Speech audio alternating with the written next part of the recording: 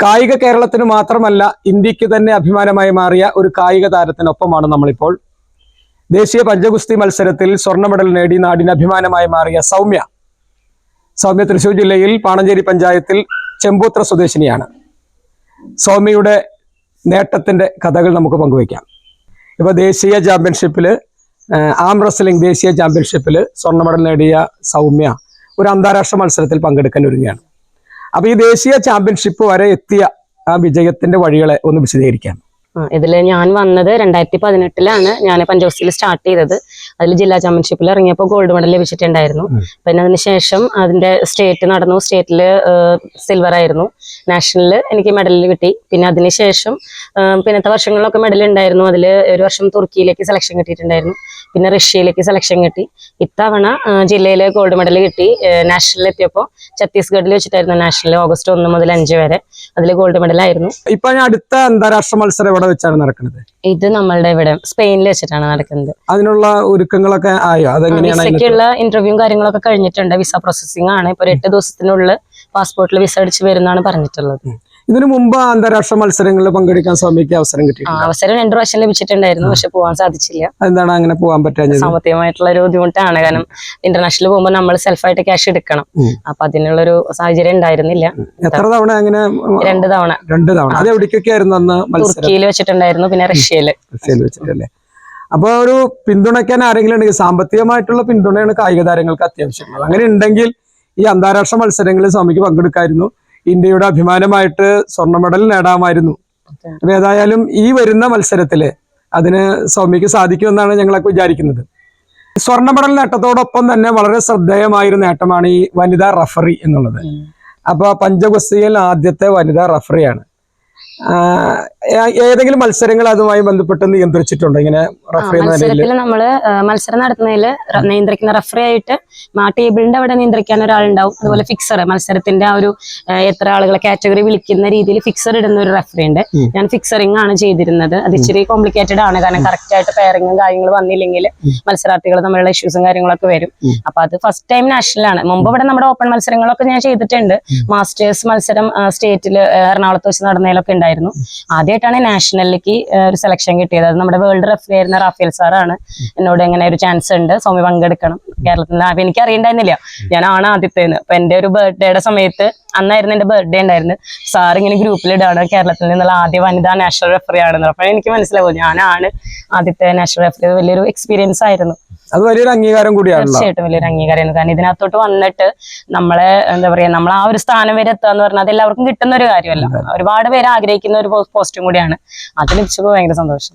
അപ്പൊ സാധാരണഗതിയിലേ നമ്മളിപ്പോ ഓട്ടത്തില് അല്ലെങ്കിൽ ജമ്പിങ് അങ്ങനെ നിരവധി ഈവന്റുകളിൽ ഇഷ്ടംപോലെ കുട്ടികൾ മത്സരിക്കാൻ വരുന്നുണ്ട്. ഈ ഒരു പഞ്ചഗുസ്തി എന്ന് പറയുന്ന ഒരു ഈവന്റ് അല്പം വ്യത്യാസമുള്ള ഒരു ഈവന്റാണ്. എങ്ങനെയാണ് സൗമ്യ അങ്ങനെ ഒരു ഈവന്റിലേക്ക് കടന്നു വന്നത്? അതെന്റെ സുഹൃത്ത്, എന്റെ കോച്ചാണ്, സുഹൃത്താണ്. അപ്പം ആള് വേൾഡ് ചാമ്പ്യൻ ആണ് അദ്ദേഹം. അപ്പൊ ഒരുപാട് തവണ പറയും നമ്മുടെ കൈയൊക്കെ കാണുമ്പോൾ നിനക്കൊന്ന് ട്രൈ ചെയ്ത് നോക്കിക്കൂടെ എന്ന് ചോദിച്ചിട്ടുണ്ട്. പക്ഷെ നമുക്ക് എപ്പോഴും പെൺകുട്ടികൾക്ക് ഒരു പേടിയാണല്ലോ, ഈ വേണ്ട ഗുസ്തി കഴിക്കുമല്ലോ, അങ്ങനെയൊക്കെ ഒരു പേടി ഉണ്ടായിരുന്നു. പക്ഷെ മാഷ എന്നോട് പറഞ്ഞു നീ ഒന്ന് ട്രൈ ചെയ്ത് നോക്ക് എന്ന് പറഞ്ഞു. എന്റെ കൂടെ കൈ ഇങ്ങനെ പിടിച്ചു പ്രാക്ടീസ് ചെയ്ത് തുടങ്ങി. ആദ്യം തന്നെ എനിക്ക് ഫസ്റ്റ് ടൈം 22.5 കിലോനാണ് എനിക്ക് പ്രാക്ടീസിനാണ്. നമ്മൾ ആരും വിചാരിക്കും നമ്മള് റേഷൻ കടയിൽ അല്ലെങ്കിൽ എവിടെ പോകുമ്പോൾ ഒരു 5 കിലോ എടുക്കുമ്പോൾ തന്നെ നമുക്ക് അയ്യോ വയ്യാന്നുള്ളൊരു തോന്നൽ വരും. പക്ഷെ മാഷ് തന്ന ഒരു കോൺഫിഡൻസ് ആണ്. അത് 22.5 കിലോ വെച്ച് ഞാൻ പ്രാക്ടീസ് ചെയ്ത് തുടങ്ങി. പിന്നെ ആ വർഷത്തെ ജില്ലാ ചാമ്പ്യൻഷിപ്പിൽ ഇറങ്ങിയപ്പോൾ എനിക്ക് മെഡൽ കിട്ടി. അത് മാഷിന്റെ ഒരു സപ്പോർട്ടാണ്. അപ്പൊ പിന്നെ തോന്നി സ്വയം നമുക്ക് ചെയ്യാൻ പറ്റും. കൈയിന് ആ ഒരു കൈ കൊണ്ട് ചെയ്യുന്നതിനപ്പുറത്ത് കൈയിനൊരു പവർ വരുമ്പോൾ നമുക്ക് മാനസികമായിട്ടൊരു ശക്തി വരുന്ന ഒരു ഇതാണ്. നമുക്ക് എന്തിനും നേരിടാൻ പറ്റുന്നുള്ളൊരു ആത്മവിശ്വാസം വരും. അത് പിന്നെ പിന്തുടർന്ന് പോകാനുള്ളത് തോന്നി. പിന്നെ ലൈഫിൽ ഇങ്ങനെ ജീവിച്ചിരിക്കുമ്പോൾ എന്തെങ്കിലും ഒരു മാർക്ക്, ഒരു പോയിന്റ് നേടണം എന്നൊരാഗ്രഹം. ഇപ്പോഴും അറിയപ്പെടുന്നത് അച്ഛന്റെയും ചേട്ടന്മാരുടെ ഒക്കെ പേരിലാണ് ഇപ്പോഴും അറിയപ്പെടുക. അപ്പം എന്റെ പേരിൽ അവരറിയപ്പെടണം എന്നുള്ള ഒരു ആഗ്രഹം മനസ്സിൽ ഒരു സമയം തൊട്ട് തോന്നിയിട്ടുണ്ടായിരുന്നു. അതിനുവേണ്ടി പ്രയത്നിക്കണം എന്നുള്ളൊരു ആഗ്രഹം. ആ ഒരു ആത്മവിശ്വാസം തന്നെയാണ് സൗമ്യനെ ഇപ്പൊ ഈ നേട്ടത്തിലേക്ക് കൊണ്ടുവന്നത്. പരിശീലനം ഇപ്പോഴും തുടരുന്നുണ്ട്. എവിടെയാണ് പരിശീലനം? ആരാണ് അതിന് മുഖ്യ പരിശീലനം നൽകുന്നത്? എനിക്ക് മാഷ് വേൾഡ് ചാമ്പ്യനാണ്. മാഷിന്റെ പേര് ഹരി. കണ്ടശാങ്കടമാണ് മാഷിന്റെ വീട്. കണ്ടശാങ്കടവിൽ അക്കാദമി ഉണ്ട്. അതുപോലെ തൃശ്ശൂര് അയ്യന്തോളും അക്കാദമി ഉണ്ട്. അപ്പൊ ഈ 2 സ്ഥലത്തായിട്ട് പ്രാക്ടീസ് നടക്കുന്നുണ്ട്.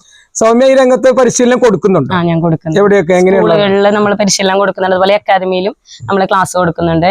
കൂടുതലും പെൺകുട്ടികളാണ്. 1500 മുകളിൽ സ്റ്റുഡൻസ് ഉണ്ട് ഇപ്പൊ. ഈ മത്സരത്തിന് ഒരുങ്ങുന്നുണ്ട്. സാധാരണഗതിയിൽ ഈ പഞ്ചഗുസ്തിക്ക് അത്ര താല്പര്യം കുട്ടികളിൽ ഉണ്ടോ? ഭയങ്കര ഇൻട്രസ്റ്റ്. കാരണം നമ്മള് കുഞ്ഞുനാള് മുതലേ നമ്മളെ ചേട്ടന്മാരുടെ ആയാലും വീട്ടിലുള്ളവരായാലും നമ്മള് ശക്തി നോക്കുക എന്ന് പറഞ്ഞിട്ട് ഇങ്ങനെ വിരല് പിടിച്ച് ഇങ്ങനെ തുറക്കുന്നൊക്കെ നമ്മൾ ചെയ്യും. അപ്പൊ അത് ആ കുട്ടികൾക്ക് ഭയങ്കര ഇഷ്ടമാണ്. അപ്പൊ നമ്മൾ സ്കൂളിലായാലും നമ്മൾ ഡെസ്കും ബെഞ്ചും ഒക്കെ കുട്ടികൾ നമുക്ക് ബലം നോക്കാം, ആർക്കാ ബലം കൂടുതലെന്നോ നോക്കുന്നതാണ്. അപ്പൊ അതിന് പക്ഷെ ഒരു അവസരം കൂടി കിട്ടുമ്പോൾ കുറച്ചുകൂടി നമ്മൾ പ്രാക്ടീസും കാര്യങ്ങളൊക്കെ ചെയ്ത് മുന്നേറി വരാൻ പറ്റും. ഒരുപാട് ചാൻസ് ഉണ്ട്. ഇപ്പൊ PSC വരെ ഇൻക്ലൂഡ് ചെയ്തിട്ടുണ്ട് ആം റെസ്ലിംഗ്. അപ്പൊ ഏതെങ്കിലും തരത്തില് കുടുംബ പശ്ചാത്തലം, കായികമായിട്ട് പ്രോത്സാഹനം കിട്ടുന്ന തരത്തിലുള്ള ഒരു കുടുംബ പശ്ചാത്തലം വീട്ടിൽ ആരെങ്കിലും കായിക രംഗത്ത് ഉള്ളവരുണ്ടായിരുന്നു? ഇല്ല ഇല്ല. സ്കൂളുകളൊക്കെ പഠിക്കുമ്പോ എങ്ങനെയായിരുന്നു? സ്കൂളിൽ ഞാൻ ഡാൻസ് ആണ് കൂടുതൽ, ഭരതനാട്യം, മോഹിനിയാട്ടം, കുച്ചിപ്പുടി, ഇന്റർസോൺ ലെവൽ വരെയൊക്കെ പോയിട്ടുണ്ട്. പക്ഷെ സ്പോർട്സ് ഉണ്ടായിരുന്നില്ല. സ്പോർട്സ് ആദ്യമായിട്ടാണ്, അത് മാഷ് മുഖാന്തരമാണ് അതിലേക്ക് വന്നത്. കഴിഞ്ഞ വർഷം മാസ്റ്റേഴ്സ് നാഷണലിൽ എനിക്ക് ഗോൾഡ് മെഡൽ ഉണ്ടായിരുന്നു. അതിന്റെ ഇന്റർനാഷണൽ 2025 ചൈനയിലെ തായ്പേയിൽ വെച്ചിട്ട് നടക്കും. അതിലേക്കും സെലക്ഷൻ ഉണ്ടായിരുന്നു. 2025 നടക്കുന്നത് തായ്പേയിൽ വെച്ചിട്ട്. അപ്പൊ ഒരു അന്താരാഷ്ട്ര മത്സരങ്ങൾ നിറഞ്ഞു നിൽക്കുന്ന ഒരു ഇന്ത്യൻ താരമായിട്ട് സൗമ്യ മാറുകയാണ്. അപ്പൊ ഇനി അടുത്ത മത്സരം ഉടൻ നടക്കാൻ പോകുന്നത് സ്പെയിനിൽ വെച്ചിട്ട്. അപ്പൊ സ്പെയിനിൽ വെച്ച് നടക്കുന്ന മത്സരത്തിൽ ഇന്ത്യയുടെ അഭിമാനമായിട്ട് സൗമ്യ വരട്ടെ എന്ന് ഞങ്ങൾ ആശംസിക്കുന്നു. നിരവധി കായിക താരങ്ങൾക്ക് ജന്മം നൽകിയിട്ടൊരു നാടാണ് പാണഞ്ചേരി. സ്കൂൾ കാലം തൊട്ട് തന്നെ നിരവധി കുട്ടികൾ, കായിക പ്രതിഭകൾ പാണഞ്ചേരിയിൽ നിന്ന് വളർന്നു വരുന്നുണ്ട്. അവരെ നമ്മൾ ആദരിക്കാറുണ്ട്, സ്നേഹിക്കാറുണ്ട്. എന്നാൽ അവരെ ഉയർന്ന തലങ്ങളിലേക്ക് വളർത്തിക്കൊണ്ടുവരാൻ ഈ നാടിന്റെ ഒരു പിന്തുണയും സഹായവും അവർക്ക് ആവശ്യമുണ്ട്.